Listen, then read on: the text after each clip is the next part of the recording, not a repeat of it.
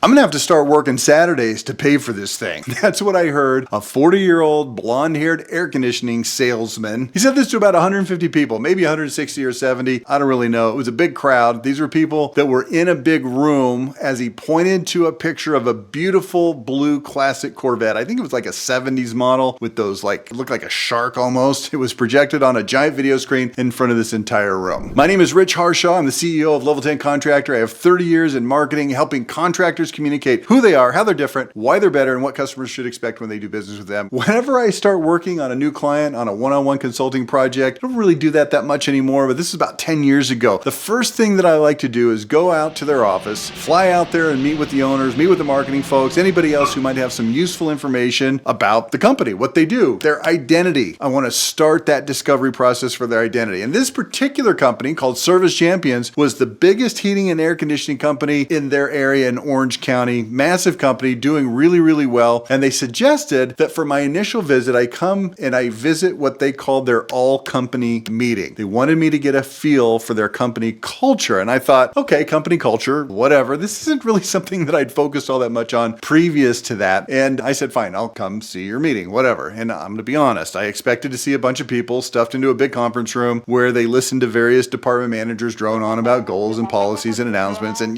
get the ruler out and smack the fingers if they're not doing things right, not meeting the numbers, all that kind of stuff. So I went out there with those kind of expectations. The meeting was scheduled to last, I think, about 90 minutes, and I wasn't really sure how an hour and a half of company politics was going to help me create a powerful marketing plan, but they wanted me to come, so I showed up. And you know what? I could not have been more wrong. I arrived just after the meeting started. They escorted me into a seat in the back of the room that had been reserved with a piece of paper that said, Rich Harshaw. Kind of felt like an MVP or a VIP or some kind of a P. Anyway, there was about a dozen rows of chairs. I counted them. There was 13 across, and it went back, I don't know how far back it went, filled the entire room, plus a dozen more people standing around the perimeter over the next hour plus. Here's some of what I witnessed. Just some bullet points in random fashion, okay? No particular order. First, I saw a manager putting obscure facts and photos about employees on the screen and then asking the crowd to guess which employee it was. Whoever guessed correctly got $20 in cash, and the employee being profiled also got $20. Like, for example, there was one I remember. It was like, hey, guess who dressed up as Danny Zuko from Greece for Halloween the previous year? And then people guessed, and they would get it wrong, of course. And then finally somebody guessed it. And then they put the guy's picture up on the screen, dressed like Danny Zuko, and everybody got a good laugh out of it. Of course, it was voluntary, and the guy got $20 or something like that. Then I heard a story about a lady who worked there who met an extremely famous NFL player and didn't recognize him, which was kind of funny. And now after the fact, she realized, oh, that guy's really famous. Then there was a story that was told about a technician who had his bike stolen when he was a kid. Get this. And then he went and got a new one from a charity, and then he realized that the bike that they gave him from the charity was the same bike that had been stolen from him. Just random things. They were telling these stories like they liked each other or wanted to get to know each other. It was really weird. And there was another tech who talked about he had spent one season as an outfielder for a college baseball team. I think it was the Oregon Ducks. Then there was another manager who profiled employees who had received positive reviews from customers. Okay, so he would read handwritten notes that people had sent in, Yelp reviews, Google reviews, and he was even playing phone messages with people that were customers that were complimenting technicians. And then each of those employees was cheered for, and guess what? Rewarded with Visa gift cards. They were handing out money left and right at this meeting. Then there's an office worker who put pictures of pets on the screen, and the crowd had to guess which pet belonged to which employee. And then after they guessed, the proud pet owner would stand up, tell a little bit about their dog or their cat or iguana or whatever the heck it was, and then both people got gift cards. It was wild. Rewards were handed out for everything. Technicians who did good deeds out in the community, they would give them these gift cards. Employees who recruited new team members, here's money for that. Trivia games with prizes. And then the owner got up and told a story about a technician's mother. Yeah, the mother of a technician who had helped a man with an autistic child at a local grocery store. And remember, the mother of the technician went over and calmed the boy down, paid for the guy's groceries, and then refused to let him pay her. She said, look, this is part of my son's company's good deeds for free policy. Think about that. The mother of a technician living the company values, not just living, evangelizing practically the company's values. Now, about an hour passed without a single mention of company goals, company policies, company rules, never brought up. There was no correction of bad behavior, no numbers that were covered. Are we hitting our goals? Nothing like that. There was no fake pep rally vibes. It was just fun. It was connecting. It was reaffirming the company values without ever saying, hey, why don't we reaffirm our company values? They even gave the marketing director time to introduce a content contest that was going to allow the employees to help name their guarantees. And they were going to pay $500 to whoever came up with the best ideas, and they wrote them down on paper. I think they announced the winner later. But then they put a slide up on the screen that had, guess what? My name on it. And they introduced me as a marketing expert who was going to be coming in to implement some new initiatives. And I got a warm round of applause. It was like, hey,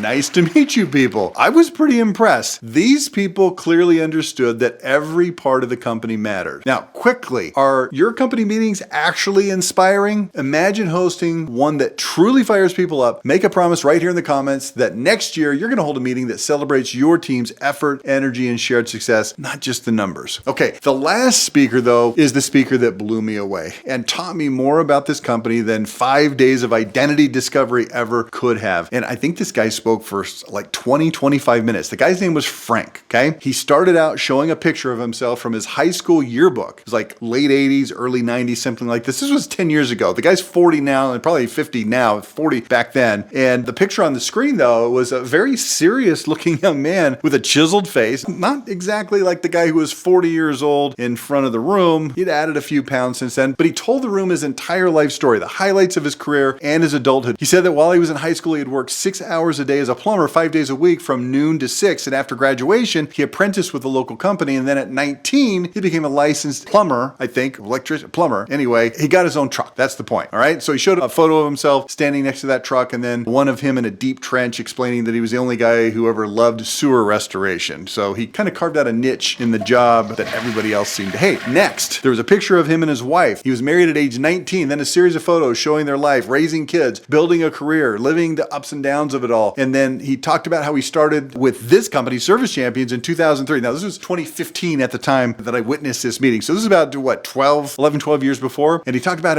how his income had jumped significantly. He showed photos of him and his family on the beach, riding four-wheelers, standing in front of a mountain cabin in the snow. There was one photo that showed him wearing a beanie and no shirt with his gut hanging out, and he was laughing, and he joked that he hated shirts, which is why he loved the beach so much, and why they had this tradition where all of his male relatives would go to Cabo with what they called a 2-shirt policy. 1 shirt for the flight there, 1 shirt for the flight home. Because me, I'd probably just wear the same shirt both times, but no shirts in between. And he showed photos from a mission trip where he had served as a youth minister for a couple of weeks, and told how he had been nervous to ask for time off during the busiest season of this company, their summer season. But instead of being denied, the owner, Leland, not only gave him the green light to go, he gave him a check for $3,000 to cover the cost of the trip. And then came the picture of that blue Corvette, the same one that I talked about earlier. He'd bought it 2 Saturdays before this meeting, completely on impulse. He didn't even tell his wife. He said he might have to work a few Saturdays to pay for it, but he wasn't worried. He was living his dream. Okay? Are you following me? Are you noticing that I'm getting 10 years later, I'm getting a little choked up telling this story. The guy showed photos of him surprising his family with a last-minute flight to San Francisco just to have breakfast there before flying back home the next day. They lived on the West Coast, so that was possible. He ended by asking and answering this question: who are the most influential people in your life? He said his wife was number 1. And guess who was number 2? The owner of that company. And number 3 was his best friend who also worked at that company. Then the guy had tears in his eyes. Like, it's emotional. He said he had 2 families and he loved both of them very deeply. Frank was happy. He was content. He was fulfilled. Then the meeting was over. Those with birthdays or work anniversaries stayed to get their picture taken for the company newsletter. Everyone else went out into the common area where they had a catered Chick-fil-A breakfast waiting for them. Now, before I wrap up, if you're finding these stories valuable, take a second to like this video and subscribe so you don't miss any future episodes. Click the bell so you'll be notified when new ones drop. And remember, you can listen to me every day on the Level 10 Contractor daily podcast on Apple, Spotify, or whatever podcast you like. Okay, now, some of you might be thinking, what's the point of all of this? Why are these details about someone else's company meeting important to me watching this video? It's like watching somebody else's vacation photos, right? I get it, but if you stuck with me this long, I think you probably get the point. I already knew this was a big, successful company, one of the top HVAC companies in the entire country. And now, 10 years later, they're like 5 times bigger and they're still going strong. But what I didn't expect was the genuine love, kindness, and affection that oozed out of this company. The management loved and cared for the employees. The technicians loved and cared for the customers. Ownership loved and cared for everyone. None of it was staged. None of it was fake. There's a lot of different ways to run a company. I've read about Steve Jobs. The guy was brilliant, but famously impossible, basically an a-hole. Walt Disney, visionary and beloved. But what I saw in that meeting was a company that truly puts people first and makes doing the right thing an article of faith. And that's something both you and I can learn learn from and aspire to. That's pretty cool, isn't it? Think about your company and how you're driving home your culture, not just in word, but in deed. That's one of the hallmarks of what I call a level 10 company. They practice what they preach. People love to work there because they feel like part of a family, and that makes all the difference in the world. Thanks for watching.